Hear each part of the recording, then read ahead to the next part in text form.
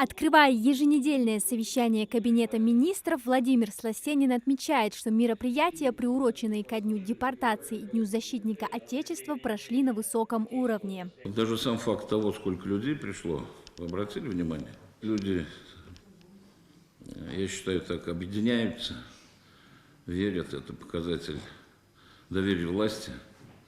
И действительно было, чувствовалось объединение, как глава говорит. Поэтому всем спасибо участникам, все, прошли мероприятия хорошо. В рамках повестки сегодня в правительстве рассматривают 5 ключевых вопросов. Основной – кредиторская задолженность республиканских и муниципальных бюджетных учреждений перед ресурсоснабжающими организациями. Если задолженность учреждений, финансируемых из регионального бюджета, в прошлом году составляла около 160 миллионов, то в 2025 наблюдается сокращение долга в 6 с лишним миллионов рублей. Необходимо отметить, что оплата по счетам за декабрь 2024 года произведена в январе текущего года. Работа по своевременной оплате коммунальных услуг будет продолжена, погашение образовавшейся задолженности будет осуществлено в ближайшее время. На совещании говорили и о начислениях бюджетным учреждениям за потребленные энергоресурсы при отсутствии приборов учета. Что касается оснащенности приборами учета, он составляет у нас 99%. Около 40 потребителей у нас рассчитываются по предыдущим периодам, аналогичного периода прошлого года.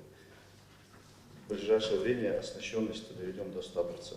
Далее участники совещания обсудили меры, принимаемые ресурсоснабжающими организациями и муниципальными образованиями по внесению в единую систему мониторинга инцидентов и аварий. Сейчас данными организациями внесено лишь около 6 тысяч инцидентов. До сих пор нет некоторых данных об авариях в сфере электроснабжения и газоснабжения. Теплоснабжающим организациям газа на 1,2 миллиона рублей поставлено, оплачено 0. Уровень оплаты 0%, что в прошлом году, что в этом году.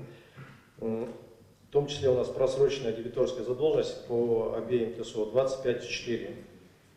МУП ЖКХ «Магадек» поставлена, оплачена 0, дебиторская задолженность по ЖКХ «Магаз» поставлена на 1,2, оплачено 0. Еще один вопрос повестки – достижение контрольных точек по прорывным проектам республики за 2025 год в целях исключения риска неисполнения. Это такие проекты, как развитие промышленности республики, IT-индустрии, туризма, поддержка экологического баланса и другие. В рамках еженедельного совещания также обсудили ход организации рабочего визита представителей уполномоченного при президенте Российской Федерации по правам детей, в рамках которого посетят ряд точек. Это перинатальный центр, ДРКБ, наркодиспансер и несколько школ. По словам уполномоченного при главе региона, все готово. Владимир Сластенин по всем вопросам дал соответствующие поручения. Амина Зязикова, Султан Булгучев, Магаз 24.